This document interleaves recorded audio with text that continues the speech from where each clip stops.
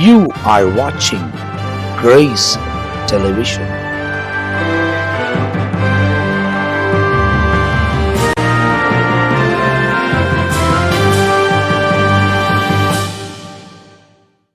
ஆண்டவரும் அருமை இரட்சகராக இயேசு கிறிஸ்துவின் நாமத்தினால் மீண்டுமாய் உங்கள் யாவரையும் அன்போடு கூட வாழ்த்துகிறோம், உங்களை வரவேற்கின்றோம். தேவனுடைய பெரிதான கிருபையால் நித்திய ஜீவன் என்ற இன்னொரு பகுதியில் உங்களை சந்திப்பதில் நாங்கள் மிகுந்த மகிழ்ச்சி அடைகிறோம். கடந்த நாட்களெல்லாம் கண்மணி போல தேவன் காத்து தொடர்ந்து பாதுகாத்து நம்மை ஆசீர்வதித்து வழி நடத்தி கொண்டு வருகிறார். போன எபிசோடில் போன பகுதியில் நாம் துல்லியமாய் இந்த தானியலை குறித்து பார்த்து கொண்டு வந்தோம்.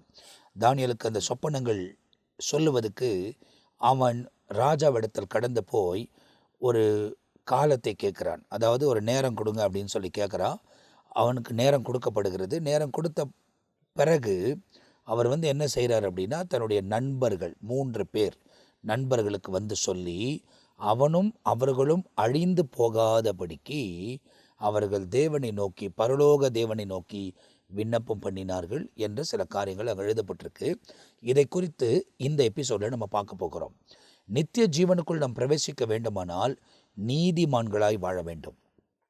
நீதிமான் எப்படி மாறுவோம்னா, இயேசு கிறிஸ்துவின் இரத்தத்தினால் கழுவப்பட்டு இயேசு கிறிஸ்துவின் உபதேசத்தை கை கொண்டு நடக்கணும். வெறும் கழுவப்படுறதோடு போயிடுறது இல்லை.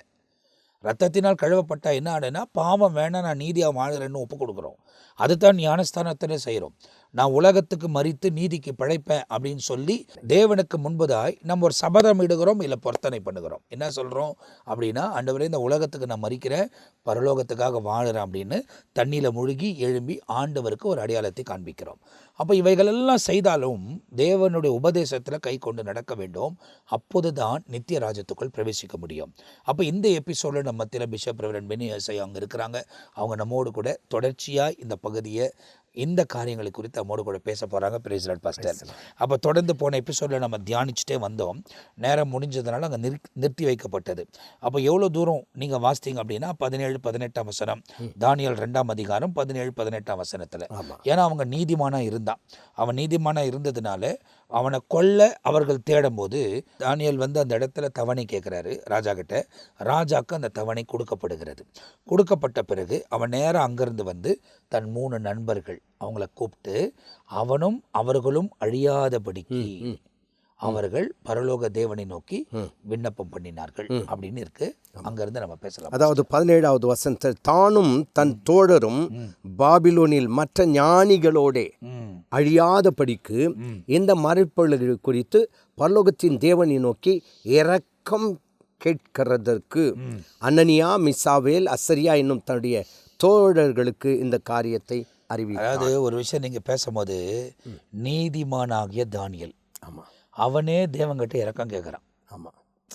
அப்போது ஒரு நீதிமான் கூட ஆண்டவர்கிட்ட போய் என்ன பண்ணுறான், நெஞ்சு நிமித்து நிற்கிறது இல்லை. ஆமாம், நான் நீதிமான் அப்படின்றது இல்லை. அவனே தேவன் இடத்துல இறக்கம் தான் கேட்குறான். அப்போ இன்றைக்கு நாம் இந்த உலக பாவத்தில் அகப்பட்டு பாவமான வாழ்க்கையில் நிறைய வாழுகிறோம். நம்ம எவ்வளவா மன இறங்கி தேவன்கிட்ட நிற்கிறோம் என்பதை நம்மளே ஆராய்ந்து பார்க்கணும். உண்மைதான். ஏன்னா ஒரு நீதிமானே போய் ஆண்டவர்கிட்ட இறக்கம் கேட்குறோம். பரலோக தேவனிடத்துல இறக்கம் கேட்டதா பைபிள் சொல்லுது. அப்போ இந்த இடைவேளையில் நம்ம பேசிக்கொண்ட போது ஒரு விஷயத்த சொன்னீங்க, தன்னுடைய 3 நண்பர்கள் அவர் சொன்னார். 3 நண்பர்கள். அப்போ நோவாவின் காரியத்தில் ஒரு காரியத்தை சொன்னீங்க. அது என்னன்னு கேட்டா, நோவாவின் பிள்ளைகள் 3 பேர். அப்ப அந்த பிள்ளைகள் இந்த ஜலப்பிரளயத்தில் அழிந்து போக கூடாதுன்ற ஒரு எண்ணம் யாருக்கு இருந்திருக்கு? நோவாவுக்கு இருந்தபடினால் மற்றவர்கள் கேட்கல தான், ஆனா தன்னுடைய பிள்ளைகள் கேட்கும்படியாய் பிள்ளைகளை அந்த பேழைக்குள்ளே நடத்துகிற கிருபையை அவன் ஆதாயம் பற்றி கொண்டான். ஆதாயம் பண்ணிட்டு. அப்போ அங்க பார்த்தீங்கன்னா அங்க 3 பேர், இங்க ஒரு 3 பேர், இங்க 3 பேர். இப்போ இந்த 3 பேரும், தானியேல் மட்டும் நான் அழியாம இருக்கணும் அப்படின்ற ஒரு எண்ணத்தோடு கூட சுயநலமோட இருந்திருக்கலாம். அப்படி அல்ல. தன்னுடைய நண்பர்கள் 3 பேர் அங்க தெளிவா சொல்லியிருக்கு. என்னன்னு கேட்டா, தானியேல் தன் வீட்டுக்குள்ளே போய் தானும் தன் தோழரும், 17th அந்த வேர்ட்ல, தோழரும் பாபிலோனின் மற்ற ஞானிகளோடு கூட அழியாதபடிக்கு இந்த மறைப்பொருள் குறித்து பரலோகத்தின் தேவனை நோக்கி இரக்கம் கேட்டான். கேட்கிறதற்காக அனனியா, மிசாவேல், அசரியா என்னும் தன்னுடைய தோழர்களோடு இந்த காரியங்களை அறிவித்தான். அப்போ அங்கே பார்த்தாலும் இன்னும் ஒரு விஷயத்தை கூட நான் சொல்லலாம். என்னன்னு கேட்டால், 3 பேரை குறித்து பார்த்தோம் இல்லையா? அதாவது முதலாவது நோவா, ரெண்டாவது தானியேல், மூன்றாவது யோபு. இவங்களுடைய 3 பேருடைய வாழ்க்கையில் 3 என்ற ஒரு சம்பந்தம் இருக்குது. சரி, 3. அப்போது அங்கே நீங்கள் இங்க பார்த்தீங்க வந்து 3 குமாரர்கள், இங்க 3 தோழர்கள், அங்கே 3 குமார்த்திகள். அப்போது அந்த 3 குமார்த்திகளை யோபு விட்டுல. ஏன்னு கேட்டால் தன்னுடைய பிள்ளைகள் ஒருவேளை பாவம் செய்திருப்பார்களோ, தேவனுக்கு பிரியமில்லாத காரியங்களை செய்திருப்பார்களோ என்று அறிந்து அவர்களுக்காகவும் இவர் பலி செலுத்தினாங்க. அப்போ என்ன அர்த்தம்னு கேட்டால், ஒரு நீதிமானுக்கு தன் பிள்ளைகளை குறித்தும் தன் தோழர்களை குறித்தும் ஒரு அக்கறை இருக்கிறது. கண்டிப்பா. அப்போ இன்றைக்கு நீங்களும் நானும் கூட தேவனுக்கு முன்பாக நீதிமான்களாய் இருப்போம் என்று சொன்னால் நம்முடைய நண்பர்களை குறித்த ஒரு அக்கறை இருக்க வேண்டும். அதாவது ஃபர்ஸ்ட் நம்ம பிள்ளைகள் ஒருவேளை குடும்பம் இருந்தால் அதை மீட்டுக்கொள்ளணும். ஆமாம். நண்பர்கள் இருந்தால் அவர்களையும் மீட்டுக்கொள்ளணும். அதுக்கு அதே நேரத்தில் நம்ம சுற்றி இருக்கிற இடங்கள், நம்ம இப்போது பக்கத்தில் அக்கத்தில் முன்ன மாதிரி இல்லை. ஆனால் இப்போல்லாம் முன்னெல்லாம் எப்படின்னா, ஒரு இடத்துல இருப்பாங்கன்னா எல்லாரும் அறிமுகமாக இருப்பாங்க. ஆனால் இந்த நாட்களில் பார்த்தீங்கன்னா எல்லாருமே ஒரு டிஸ்டன்ஸ் வந்துச்சு. எப்போ செல்ஃபோன் உள்ளே வந்துச்சோ அப்போ குடும்பத்திலே டிஸ்டன்ஸ் வந்துருச்சு. ஆமாம். இவங்க குடும்பத்திலே டிஸ்டன்ஸாக இருக்கும் போது உலகத்தில் இருக்கிறவங்களோட கூட எப்படி இவங்க பழகிறதுக்கு நேரம் கிடைக்கும்? இப்போது நம்ம பசங்களுக்கெல்லாம் ஒருவேளை ஒரு சில சொந்தக்காரங்களுக்கு தெரியுது, ஆனால் சில இடத்துல போகும்போது ஒருவருக்கு ஒருவர் தெரியவே கிடையாது. அவங்களே வந்து சொல்லணும், நான் உன் சித்தப்பா தெரியுமா உனக்கு, நான் உங்க மாமா உனக்கு அப்போ கூட அதை அக்கறையாக கேட்கறது கிடையாது. சித்தப்பா அப்படின்னு அப்படியா, அதோடு கூட முடிஞ்சு போச்சு.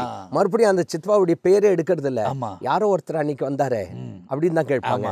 ஆனால் எனக்கு நல்ல ஞாபகம் இருக்கு, நான் சிறு பையன் நான் இருக்கும்பொழுது, நான் ஒரு 5, 6ஆம் வகுப்பு படிக்கிற நேரம்னு நினைக்கிறேன். என்னுடைய உறவினர்கள் வருவாங்க. உறவினர்கள் எல்லாருடைய பேரும் தெரியும், என்ன உறவுன்னு தெரியும். ஆனால் இப்போ இருக்கிற எங்கள் பேர பிள்ளைகளுக்கு யார் என்ன உறவுன்ட்டு தெரியல. காரணம் என்னன்னு கேட்டால், அந்த அளவுக்கு ஒரு பெரிய இடைவேளை. கண்டிப்பா. ஆனால் இந்த 3 பேருடைய வாழ்க்கையிலும் பார்க்கும்போது 3 என்ற ஒரு வார்த்தையை நான் சொன்னேன். ஒன்று 3 பிள்ளைகள், இங்கே 3 நண்பர்கள், அங்கே 3 பெண் பிள்ளைகள், குமார்த்திகள் அப்படின்னு பார்க்குறோம். இப்போ இந்த 3 பேரும் பார்க்கும்போது நோவா தன் பிள்ளைகள் எப்படியாவது நித்தியத்திற்குள்ளே அழிவிலிருந்து விளக்கப்பட வேண்டும், மீட்கப்பட வேண்டும் என்ற எண்ணத்தோடு கூட பிள்ளைகளை ஆதாயப்படுத்தி பேழைக்குள்ளே கொண்டு வந்து விட்டார். இங்க தானியேலை பார்க்கும்போது இவர் என்ன பண்ணிட்டாரு, பாபிலோன் அதாவது ஞானிகளோடு கூட அழியாதபடிக்கு தன்னுடைய நண்பர்களை ஆதாயப்படுத்தி கொண்டார்.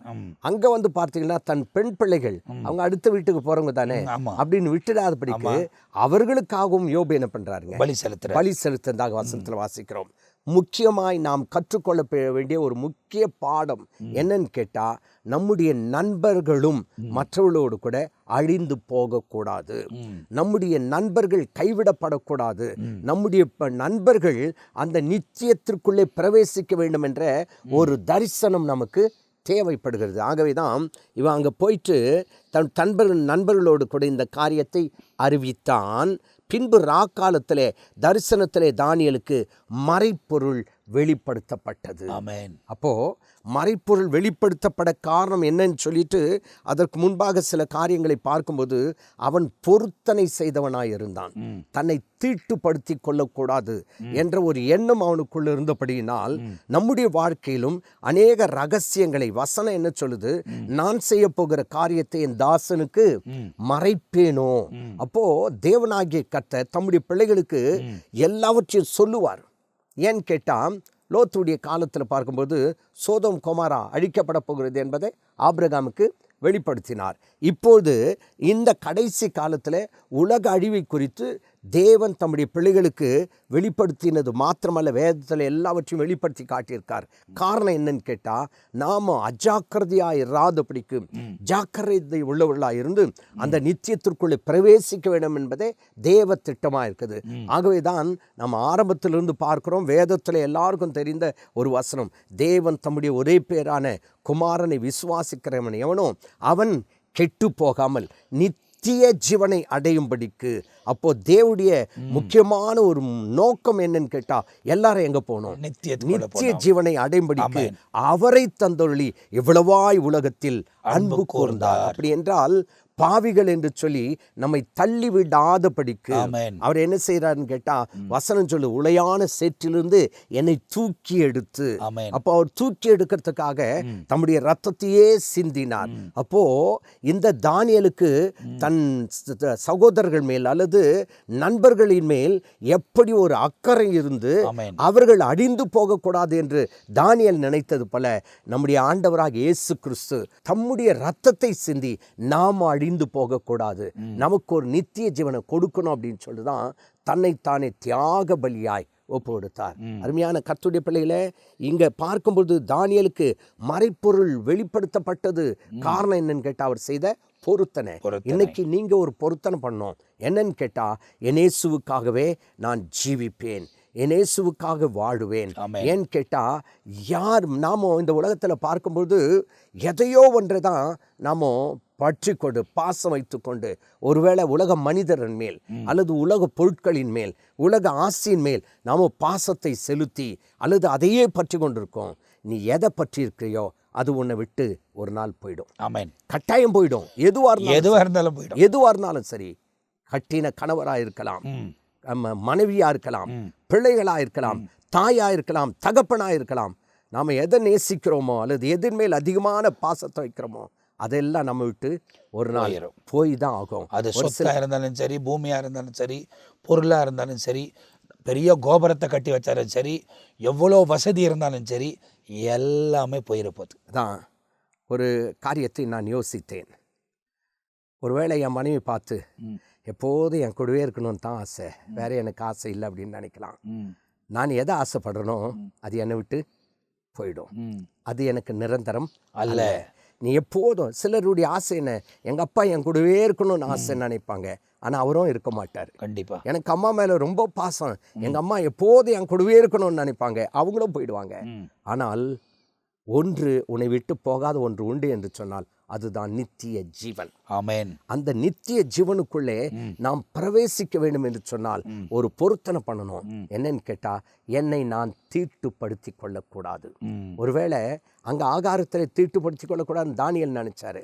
நம்முடைய வாயின் வார்த்தையின் மூலமாய் நம்மை தீட்டுப்படுத்தி கொள்ளக்கூடாது, நம்முடைய செய்கைகளின் மூலமாய் நம்மை தீட்டுப்படுத்தி கொள்ளக்கூடாது, நம்முடைய சிந்தனையின் மூலமாய் தீட்டுப்படுத்தி கொள்ளக்கூடாது. அதுதான் தானியேல் இங்கே பொருத்தனை பண்ணினான். அப்படி பொருத்தனை பண்ணினவனுக்கு மறைப்பொருள் வெளிப்படுத்தப்பட்டது. ஆமென். அதன் பிறகு பார்த்தீங்கன்னா நடந்த சில சம்பவங்களை நீங்கள் பார்த்தீங்கன்னா 24வது வசனம், 2வது அதிகாரம் 20. பின்பு தானியேல் பாபிலோன் ஞானிகளை அழைக்க ராஜா கட்டளையிட்ட ஆரியோகியின் இடத்தில் போய், அப்போது ஆரியோகி தான் என்ன பண்ணணும், எல்லாரையும் கொண்டு வரணும், எல்லாரும் வெட்டி போடுறது, எல்லா பர்மிஷனும் ஆரியோகிட்டு இருக்கு. பாபிலோன் ஞானிகளை அழிக்காதேயும், என்னை ராஜாவுக்கு முன்பாக அழைத்து கொண்டு போம், ராஜாவுக்கு அர்த்தத்தை தெரிவிப்பேன். ஆமென். வேற யாராலையும் முடியல. அதாவது போய் ஜெபம் பண்ணி கர்த்தர் சொப்பனத்தை வெளிப்படுத்தின உடனே நான் வந்து சொல்றேன்றதை போய் சொல்றாரு. அங்க தெளிவாக அங்கே சொல்லிட்டு இருக்கு. என்னன்னு கேட்டா, அங்க நீங்க பார்த்தீங்க அப்படின்னு சொன்னா யாரையும் ஒன்றும் செய்ய வேண்டாம். ஏன்னு கேட்டா, சார் இதுல நீங்க வாசித்துட்டே வரும்போது நீங்க பாத்தீங்கன்னா 23ஆம் வசனத்துல வந்து ஒரு நன்றி சொல்றாரு. அதாவது என்ன நன்றி சொல்றாரு அப்படின்னாக்கா, ஆண்டவர் வந்து சொப்பனத்துல வெளிப்படுத்துறது. இப்போ அவர் போய் ராஜாக்கு முன்னே சொல்றதுக்கு முன்னே தேவனுக்கு நன்றி சொல்லிட்டார். ஆமா ஆமா, அது அழகா இருக்குங்க. என் பிதாவின் தேவனே, என் பிதாக்களின் தேவனே, நீர் எனக்கு ஞானமும் வல்லமையும் கொடுத்து நாங்கள் உம்மிடத்தில் வேண்டிக் கொண்டதை இப்போது எங்களுக்கு அறிவித்து ராஜாவின் காரியத்தை எங்களுக்கு தெரிவித்தபடியினால். ஆமென். அப்படின்னாக்கா இந்த வசனத்துல எல்லாம் தெளிவாயிடுச்சு. ஆமா, எனக்கு தெரிவித்தபடினால் உம்மை துதித்து புகழ்கிறேன்.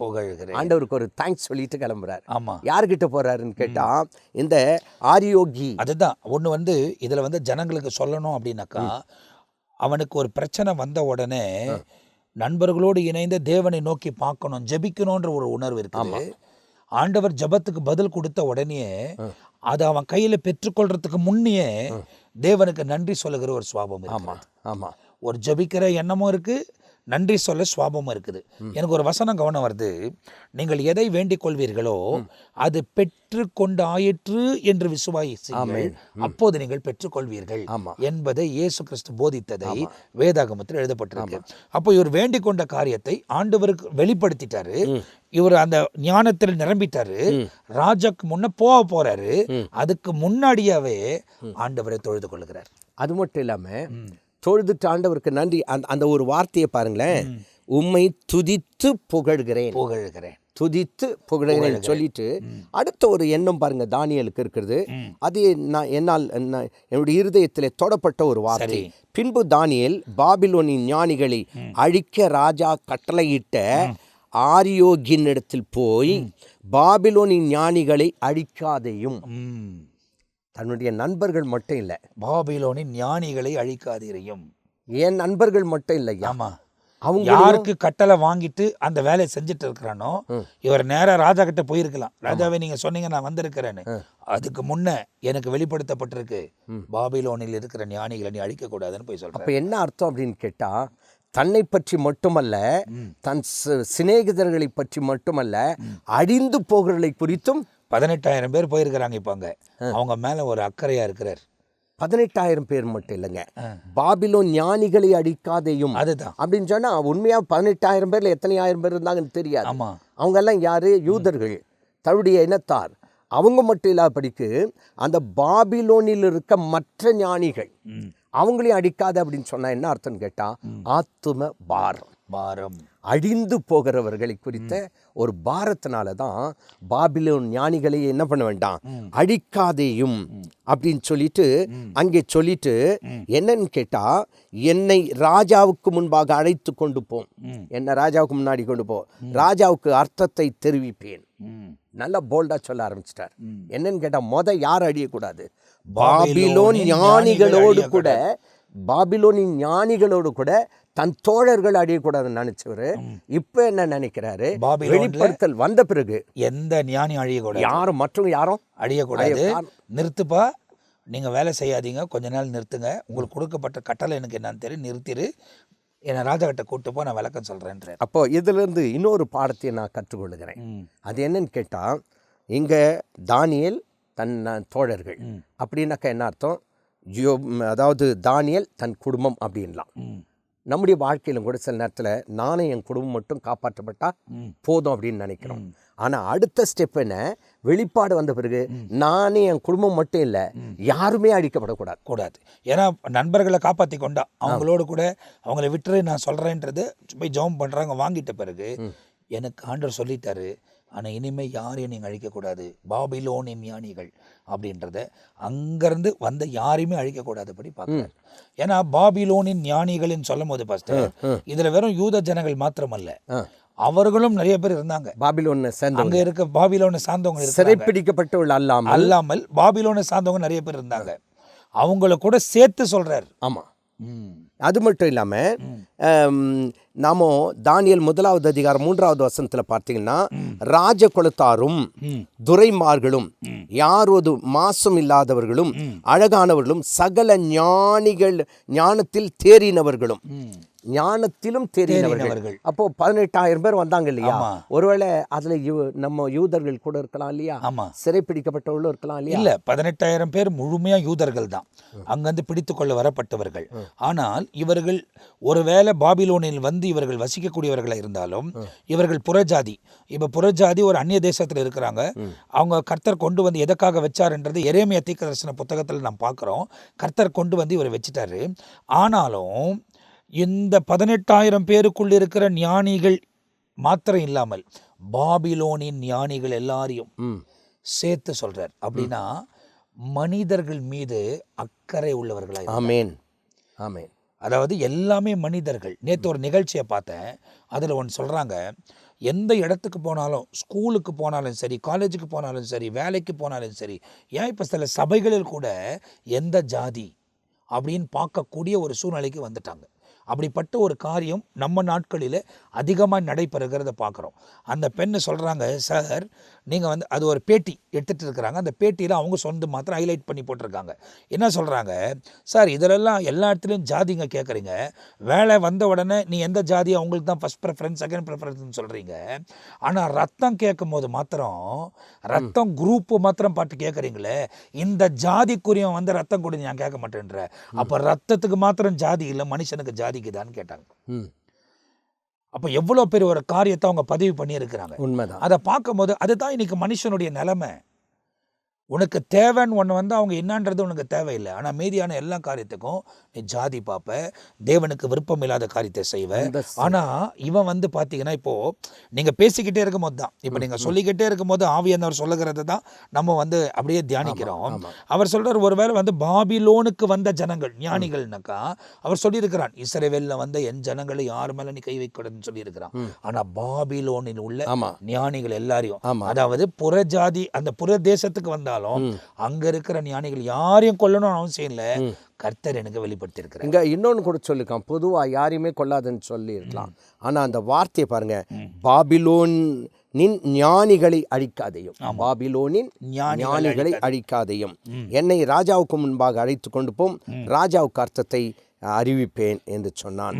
அப்போது ஆரியோகு தானியேலை ராஜாவுக்கு முன்பாக தீவிரமாய் அழைத்து கொண்டு போய், சிறைப்பட்டு வந்த யூதயா தேசத்தில் ஒரு புருஷனை கண்டேன், அவன் ராஜாவுக்கு முன்பாக அர்த்தத்தை தெரிவித்தான். நான் ஒருத்தனே.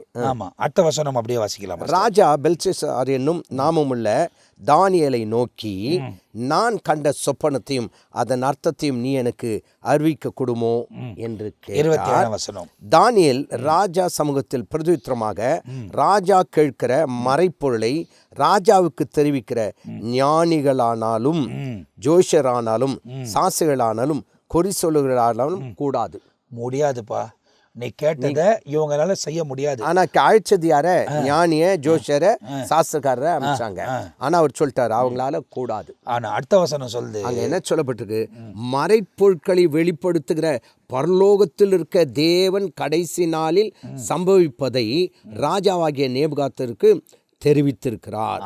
உம்முடைய சொப்பனமும் உம்முடைய படுக்கையின் மேல் உம்முடைய தலையின் மேல் உண்டான தரிசனங்களும் என்னவென்றால், அதாவது இங்கிலீஷ்ல அழகா சொல்லப்பட்டிருக்கு 28ஆம் வசனம், but there is a God in heaven who reveals secret. There is a God in heaven who reveals secret. இவங்கனால நீ சொன்னதே முடியவே முடியாது. ஆமா, நீ எத்தனை பேரை கொன்று போட்டாலும் முடியாது. ஆனா இது எனக்கும் தெரியாது. But there is a God. மறைப்பொருட்களை வெளிப்படுத்துகிற பரலோகத்தில் இருக்கிற தேவன் ஒருவர், மறைப்பொருட்களை வெளிப்படுத்துகிற பரலோகத்தில் இருக்கிற தேவன் கடைசி நாளில் சம்பவிப்பதை ராஜாவாகிய நேபுகாத்நேசருக்கு தெரிவித்திருக்கிறார். அதிலே பாதி விழுந்துட்டு இருப்பான் மனுஷன். ஆமா, ஏன்னு கேட்டா கடைசி காலத்தில் நடக்க போறத எனக்கு தெரிவிச்சிட்டாரு அப்படின்னு சொல்றான். ராஜாவே, உம்முடைய படுக்கையின் மேல் நீர் படுத்திருக்கையில் இனிமேல் சம்பவிக்க போகிறது என்ன என்கிற நினைவுகள் உமக்குள்ளே எழும்பிற்று. அப்போ படுக்கும்போதே அவன் நினைச்சிருக்கான் இனிமே என்ன சம்பவிக்க போகுது அப்படின்றத யோசிச்சான். அப்பொழுது மாய்ப்பொருட்களை வெளிப்படுத்துகிறவர் சம்பவிக்க போகிறதை உமக்கு தெரிவித்திருக்கிறார். அப்போ என்ன அர்த்தம் அப்படின்னு கேட்டா இங்க தெளிவா இருக்கு. அவன் படுக்கும்போதே இனிமேல் சம்பவிக்க போகிறது என்ன என்கின்ற நினைவு, இனிமே என்ன நடக்கும் அப்படின்ற ஒரு நினைவு அவருக்குள்ள வந்திருக்கு. அப்போதான் மறைப்பொருட்களை வெளிப்படுத்துகிற தேவன் சம்பவிக்க போகிறதை, இனிமே என்ன நடக்க போகிறது என்றதை உமக்கு தெரிவித்திருக்கிறார். அப்ப என்ன அர்த்தம், நாம படுக்கும்போது எதையோ நினைச்சுக்கிட்டு படுக்கிறோம். ஆமா, ஆனா அந்த ராஜா வந்து இந்த உலகத்துல இனிமே என்ன சம்பவிக்கும் அப்படின்ற நினைவோட, அவர் தேவனோடு இல்லாத ஒரு மனுஷனா இருந்திருக்கலாம். ஆனா அவர் உணர்வுகளை ஆண்டவர் பார்த்தார். அந்த நேரத்துல ஒருவேளை வந்து அங்கிருந்து கொண்டு வந்த இவர்களை உயர்த்துவது கூட ஆண்டவர் எப்படிப்பட்டவங்களையும் ஹேண்டில் பண்ண முடியும். இப்ப நம்ம சொல்றோம், நம்ம காலத்துல ட்ரம்ப் இப்ப ஜெயிச்சிட்டார். வர ஜனவரி 20ஆம் தேதி தான் அவர் பதவி ஏற்க போறாரு. அவர் பூரணமா தேவனுக்குரிய வாழ்கிறாரோ நமக்கு தெரியாது. ஆனால் தேவன் சொல்லுகிறதை நிறைவேற்றுகிறபடியால் அவருக்கு ஒரு தருணத்தை ஆண்டவர் கொடுத்து மீண்டுமாய் அவரை கொண்டு வந்திருக்கிறார். அப்போ சில காரியங்கள் நிறைவேறும். அப்போ இந்த இடத்துல பார்ப்பீங்கன்னா ராஜாக்கு அவைகள் வெளிப்படுத்தப்பட்டிருக்கிறது. அப்போ ராஜாவுக்கு வெளிப்படுத்தப்பட்ட காரியங்கள் ஒருவராலும் அறிவிக்க முடியாது என்பதை தானியேலே போய் அவருக்கு முன்பதாக சொல்லுகிறார். அப்போ இந்த நிகழ்ச்சியை பார்த்து கொண்டிருக்கிற நீங்கள் ரொம்ப தெளிவாக தெரிந்து கொள்ளணும். போன எபிசோட்ல தொடர்ச்சி தான் இந்த எபிசோடு உங்களுக்காக வழங்கப்பட்டிருக்கிறது. இப்போ நீங்கள் பார்த்தீங்கன்னா போன எபிசோடில் அவர் போய் ஜெபிக்க தன் தோழர்களோடு கூட சேர்ந்து ஜெபித்தார். அதில் நிற்க வச்சோம். அங்கிருந்து தொடர்ந்து அவர் ஜெபித்த பிறகு தேவன் அவருக்கு வெளிப்படுத்தின பிறகு அவர் கர்த்தருக்கு நன்றி செலுத்தி தேவனை துதித்தார் என்பதை சொல்லப்பட்டிருக்கு. அதுக்கு பிறகு வந்தவர் பாபிலோனில் இருக்கிற ஞானிகளை கொல்லக்கூடாது என்று அதை கொல்ல அதிகாரம் பெற்ற அவர்களோடு கூட பேசிட்டு என்னை கொண்டு போய் ராஜாவுக்கு முன்னே நிற்க வை அப்படின்னு சொல்கிறாரு. ராஜாவுக்கு முன்னே வந்த இவர் இதை ஒருவராலும் வெளிப்படுத்த முடியாது, பரலோகத்தில் இருக்கிற தேவன் ரகசியங்களை வெளிப்படுத்துகிறவர் என்று சொல்லி அந்த சொப்பனத்தின் ஆரம்பத்தில் அவர் வெளிப்படுத்துகிறதை வேதாகமத்தில் எழுதப்பட்டிருக்கிறது. அதை அடுத்த எபிசோடில் தான் நம்மளால் பார்க்க முடியும். இந்த எபிசோட் நேரம் முடியுது. ஏன் உங்களுக்கு இதை சொல்கிறோம் அப்படின்னாக்க, இந்த நித்திய ஜீவன் நிகழ்ச்சியில் சொல்கிறேன்னா, அவ்வளோ ஞானம் உள்ள தானியேல் அவனுடைய நீதினால் அவன் ஆத்மாவை மாத்திரம்தான் தப்பி வைத்துக் கொள்வான். ஒருவேளை நண்பர்களுக்காகலாம் ஜெபித்து அந்த நாட்களில் இந்த ராஜா கையில் அவர் தப்பி வச்சிருக்கலாம். ஆனால் அவர்கள் உண்மையாக வாழ்ந்தால்தான் அந்த ராஜா கையில் தப்பிக்க முடியும். இந்த ராஜா கையில் தப்பிச்சாலும் அந்த ராஜா கையில் தப்பிக்கணும். இந்த உலகத்தில் நம்ம நீதியாக வாழுகிறவங்க போல காமிச்சாலும் அவருக்கு முன்னே நீதியாக இருக்கிறோமான்னு அவருக்கு தெரியும், உங்களுக்கு தெரியும். அவருக்கு முன்னே நீதியான ஒரு வாழ்க்கை வாழ்வதற்கு நீங்கள் கட்டாயம் உங்களை அர்ப்பணிச்சே ஆகணும், மனம் திரும்பி ஆகணும், தேவனோடு நடந்தே ஆகணும். அப்போது தான் இந்த நித்திய ஜீவனுக்குள்ளே உங்களால் பிரவேசிக்க முடியும். அப்போது இதோடு கூட இந்த எபிசோடை நாங்கள் முடிக்கிறோம். நம்ம மத்தியில் பாஸ்டர் தொடர்ச்சியாக அந்த வசனங்களை நம்ம மத்தியில் போதித்து கொடுக்கிறபடியால் அவங்களுக்கு மிகுந்த நன்றி சொல்லுகிறேன். ஆவியானவர் நம் நடுவில் இருக்கிறார். வசனத்தின் வெளிச்சங்களை தெரிந்து கொள்ளுங்கள், வசனத்தின்படி உங்கள் வாழ்க்கை அர்ப்பணித்துக் கொள்ளுங்கள். வசனமானவர் உங்களை தப்புவித்து பாதுகாத்து நீங்கள் மரித்தால் நித்திய வீட்டில் சேர்த்துக்கொள்ள அவரே சர்வ வல்லமையுள்ள தேவனாக இருக்கிறார். அடுத்த எபிசோடில் மீதியான காரியங்களை பார்க்க போகிறோம். அதுவரை நாங்கள் 2 பேரும் உங்ககிட்ட இருந்து விடைபெறுகிறோம். கர்த்தர் உங்களை ஆசீர்வதிப்பாராக. ஆமேன், ஆமேன், ஆமேன்.